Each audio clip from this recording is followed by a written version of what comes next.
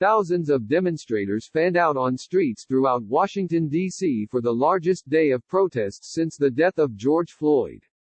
The intersection of 16 and H streets near the White House, the site of volatile confrontations earlier this week, instead was peaceful, as a diversity of marchers shouted Floyd's name and other protest chants. Instead of one organized march, the day saw different groups break away to walk from the Capitol or the Lincoln Memorial. The fence that now separates the intersection from Lafayette Square Park is now dotted with signs and messages from demonstrators, including one that read, "Defund MPD," referring to the city's Metropolitan Police Department. A smattering of officers were on the other side in the park, a more subdued presence in contrast to the lineup of authorities in riot gear from earlier in the week.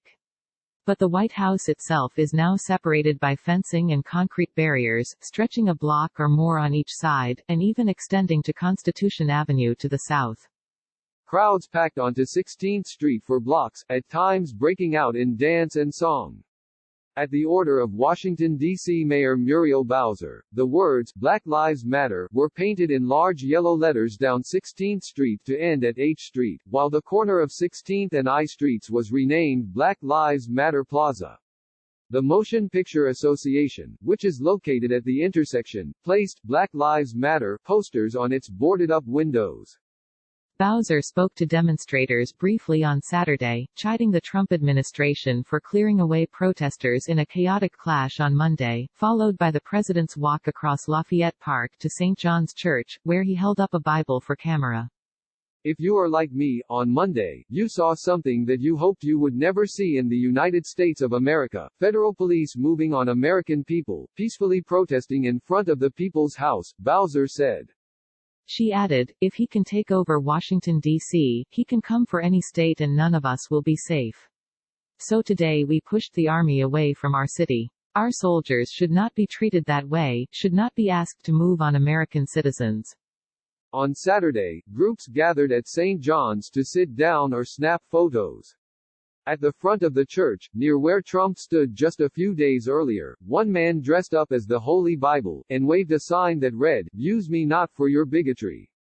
Nearby, Basil Abdul Kabir, 57, of Washington, sat near the boarded-up front entrance of the Hay Adams Hotel, one of the toniest in the city, and handed out crackers, cookies and water, a gesture to honor his deceased wife, he said.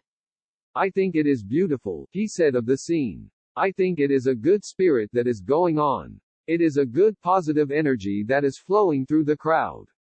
We seem like a socialist country today, because everybody is out here helping one another. Everybody is out here passing out stuff, feeding people, being hospitable to one another. Everybody is on their best manners. Everybody is being very cautious and overly manner-able." He said that Get grew up as a militant young guy, but that his father was involved in the 1963 March on Washington, as he worked for the company that made the signs for the event. Kabir said that the recent protests gave him hope that voices are being heard, but he doubted that significant change would not happen without more tumult.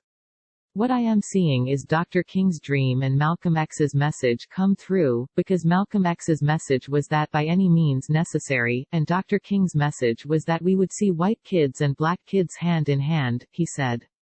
"And that's what we said." Near the fence along Lafayette Park, there was a heated argument between some demonstrators and a woman with a bullhorn holding a sign that read, "Democrats use black lives to get votes." But the situation did not escalate, after a man stood in the middle of the crowd and said it was a waste of energy, a waste of time, to argue with her, and told them to focus on the November election. Other marchers included a group of medical professionals and students, calling themselves the White Coats for Black Lives, a bit of a reminder that the protests are taking place in the middle of a pandemic. Most of the demonstrators throughout the city wore masks, but 6 feet social distancing was difficult. Aya Davis Kareem, 49, of Oakton, BA, broke away from a stream of demonstrators making their way along Pennsylvania Avenue. Asked why she felt it was important to come out on a hot day, she said, "We're tired.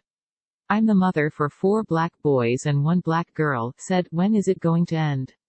They are scared to go out. They are scared to interact with police. They're asking, am I next?" She added, "My eldest is 23, and my youngest is 10, and my youngest sent us a graphic the other day with all these names of black people who died as a result of police brutality. And it just broke everyone's heart because it was like, he's so young for that to be on his mind." Davis Kareem held a sign with the message of "We built this" and an image of the American flag with the stars and stripes taking on the colors of the Black Liberation flag. Clearly this country was built on the backs of enslaved Africans, on stolen land, and I just want to remind people when we say, Black Lives Matter, we have just as much if not more right in the say of how this country is run. The colors are the color of the Black Liberation flag, and I just wanted to stress that we want freedom and we want it here in America.